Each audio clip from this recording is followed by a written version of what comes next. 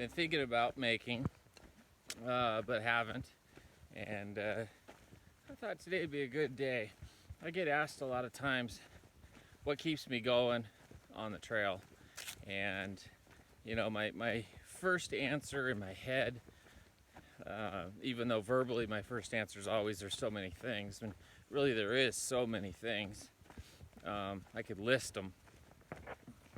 You know, it's the Facebook groups that I update, friends and family that are following, the people that tell me they're inspiring me, people on trail that have talked about how I've helped them be on trail and to get on trail. I created a support system this year for hikers before I got on trail, and just about everybody on trail is a member of that support system, and it really helped them get on trail. But really, the reason, you know, my first reason that I always tell people is that I want my grandbabies to have stories to tell about Grandpa. You know, I'm a grandfather right now. My grandson's name is Lincoln, and I'm hoping to have a whole pile more grandkids. I just need my kids to hurry up and get moving on that. But in between, you know, but other than that, I want Lincoln to be able to tell a story about Grandpa. He walked from Mexico to Canada, and have pictures and stuff. So that's my first answer in my head. But really the bigger reason, or the bigger thing that's going on, or that keeps me on trail is, and very few people know this about me, but I'm bipolar. I have been for my whole life. And last few years I got onto medication and really decided to start tackling that. And while tackling it, I learned how to control I think it's the mania or manic. I think it's manic, where I'm really up and I'm excited and I have so much energy and I don't sleep for a week. And, you know, it's crazy when you get that high and energized. And actually, I really love it, but it's not good for you to go that far up. So I learned how to control that over the last few years, and that's been, you know, a real big help to me, because it helps me not drop so low. But when I do drop low, I haven't learned how to control that yet. And that's one of the reasons why I wanted to do this trail, was because I know there's some low lows. I know there's days where you're just in your head thinking and sorry, nose is running. You're in your head thinking, and if the thoughts are good, your day is great. And if your thoughts are terrible, well, your day's terrible. And being bipolar, that really makes my day terrible. It drops me so low. So I heard, you know, along the way, you know, while researching this trail, that Northern California, a lot of people quit. And I didn't understand why that was, because you've hiked over 1,000 miles to get here, well over 1,000 miles. Why would you quit here? Well, because you're back in the desert, it's hot, the water carries are long.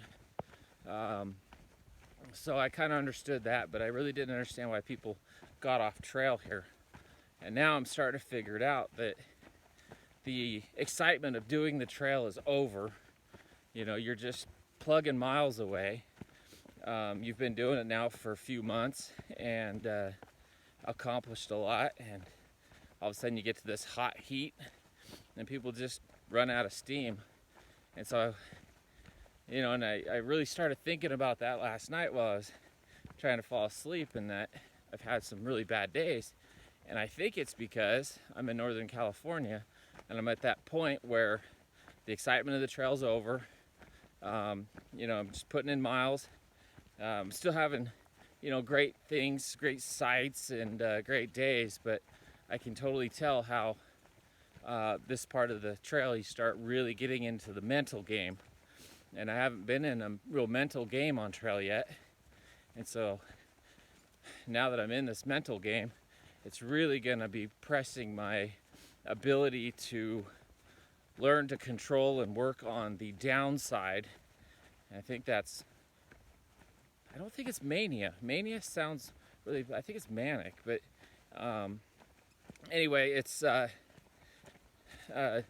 my chance to really work on and control the downside of being bipolar, and that's, you know, depression and negative thoughts.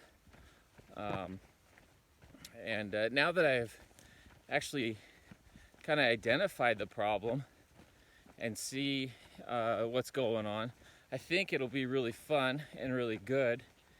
And that I think the rest of the trail now, that's what I get to learn, is how to work on that and how to control that. There's a lot of people in this world that suffer from mental illness. A lot of people that I know suffer from it, even though I don't know they suffer from it. A lot of people are very secretive about it. I'm very open about it. You know, I don't just come up and say, "Hi, my name's Justin, I'm bipolar, nice to meet you." But I'm not shy about it. And I think it's mostly because it is what it is, and there's nothing I can do about it. I didn't choose this. I didn't do something that created this. It just is. And if I can push through it, and I can show that you can push through it, then others with mental illness can also believe in themselves and be able to push through it. And I hope that that's something that people can do. I hope that I inspire people to push through it, not just stuff it and ignore it, but deal with it. Go to a psychologist, therapist, get on the medication, and really tackle it one thing at a time. But the first thing to do to tackle it is to identify it and to say, you know, get a diagnosis, say, okay, this is what it is, and learn about it. So then when you have symptoms and you're getting, you know, so crazy high that you can't function, or you spend a bunch of money that you don't have, or you drop low and you start having depression and thinking the whole world's against you, you can identify that and you can label it that it's your mental illness, and I think that helps snap you out of it and helps you move on to better days. So that's it.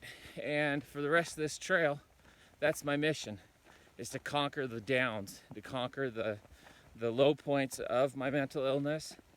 And you know, ultimately, I want to conquer being bipolar to where, yes, I am. I take the medications, and when I see myself slip, I can do something about it and keep it more on an even train. You know, everybody has ups and downs. Being bipolar brings you further up and further down. So this trail is a roller coaster of emotions. It's a mental game. You know, it's hard to get up and walk long distances every day by yourself, but I'm here to do it, and I'm gonna knock this trail out.